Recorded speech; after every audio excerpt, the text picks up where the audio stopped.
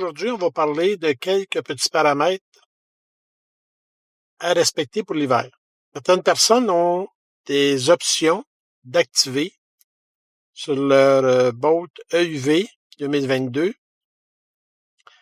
surtout ceux qui ont l'option première, donc qui ont les essuie-glaces à détecteur de pluie. Pour les autres, il s'agit de l'essuie-glace automatique en marche arrière. Ces deux options devraient être désactivées pour l'hiver pour éviter les bris dus au fait que les essuie-glaces peuvent être pris dans justement la glace ou sous une épaisse couche de neige.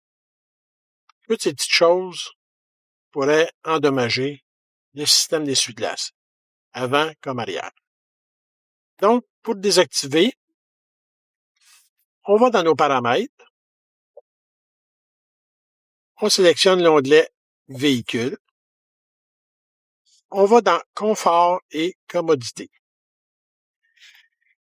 Ici, on voit essuie-glace automatique en marche arrière. On le désactive. Et ici, on a l'essuie-glace à détecteur de pluie qui est activé.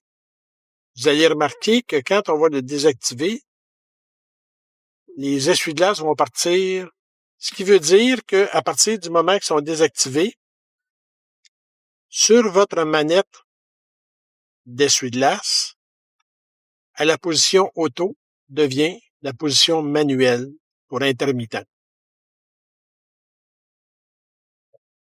On désactive. Les essuie-glaces partent un coup, deux coups.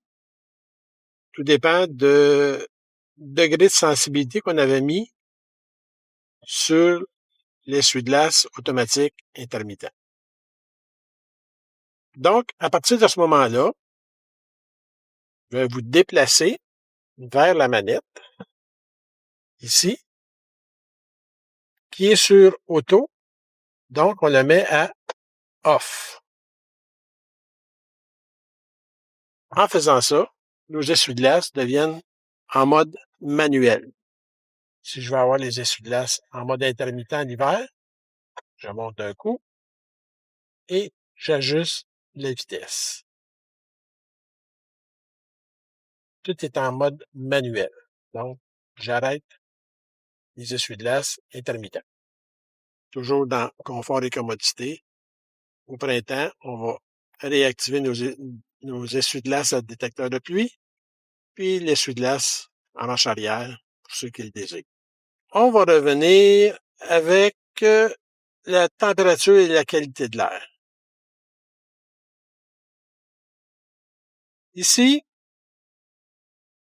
on devrait toujours, en hiver, activer les sièges refroidis automatiquement pour ceux qui l'ont, les sièges chauffants automatiques, des embuages automatiques et des embuages arrière automatiques. De cette façon, quand on va démarrer notre véhicule avec soit la télécommande ou l'application pour ceux qui ont OnStar, quelle que soit la température à l'extérieur, les sièges vont être refroidis ou chauffés, tout dépendant. Le désembuage automatique arrière et avant vont s'activer automatiquement, ça le dit, suivant l'humidité que les détecteurs s'aperçoivent. Maintenant, ici, on a vitesse du ventilateur automatique. Moi, il est sur moyenne. On pourrait le mettre à basse ou élevé. Il y en a qui vont préférer le mettre élevé en hiver. Ce que ça fait, c'est que au moment du démarrage à distance, tout ce qui est ventilation, que ce soit en été ou en hiver, c'est la vitesse du ventilateur qui va refroidir ou réchauffer le véhicule. En hiver, plusieurs vont le mettre à élevé, que la température monte plus vite. C'est un choix personnel. Donc, c'est bien simple. On a juste à choisir. Et on revient et la vitesse du ventilateur automatique était élevée. Une autre chose qui est importante, c'est la fameuse température que l'on désire. Ça fonctionne en mode automatique. On met la température qu'on veut. Je vais le mettre en mode auto pour vous montrer. Moi, il est toujours à 21. On a eu des froids ces temps-ci, mais en embarquant dans le véhicule à 21, c'était en masse avec les sièges chauffants et le volant chauffant. Disons qu'on n'a pas besoin de plus que ça. Et ça, c'est encore un choix personnel. Une chose à ne pas faire en hiver, surtout quand il fait bien froid, c'est d'arrêter le véhicule en ayant monté la chaleur au maximum et en ayant activé le désembueur de vitre avant au maximum. Ce qui risque de se produire dans un cas où il fait un moins 20 à l'extérieur. Comme c'est un chauffage électrique, c'est presque instantané, donc la température va monter extrêmement vite et toute la chaleur va s'en aller dans le pare-brise. Qu'est-ce qui va se passer, vous pensez? Chaleur qui rencontre le froid extrême, c'est presque officiel que votre pare-brise va craquer. Ce n'est pas dû au fait que le pare-brise d'une Chevrolet Bolt est moins résistant qu'un autre véhicule.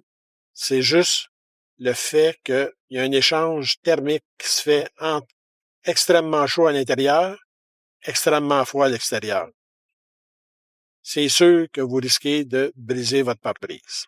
Ce que je vais faire, je vais mettre ma température à 22 et je vais mettre ça automatique. Je ne touche pas à rien d'autre. Quand je vais démarrer mon véhicule avec ma télécommande ou l'application, c'est ce degré de température qui va s'occuper de envoyer le désembuage au vitres, puis réchauffer la cabine. Maintenant, si on parlait de ce que je mets dans le coffre pour l'hiver, je vais aller vous montrer ça. Pour ma part, en hiver, j'ai un bon balai à neige qui est en mousse, extensible et la tête pivote. J'ai toujours une couverte. Vieille couverture qui peut servir une bonne paire de gants, un bidon de lave-glace que je mets sur le côté dans un bac. Donc, si jamais il coule, ça ne s'en va pas sur le tapis. Bien sûr, on a nos petits sacs d'épicerie et cette petite boîte. Il y a un bloc d'aide au démarrage. Ça fonctionne. Ça peut servir de lampe de poche, ici, de chargeur USB. Ici, sur le côté, on a le port pour brancher nos pinces de démarrage. Qui se trouve ici.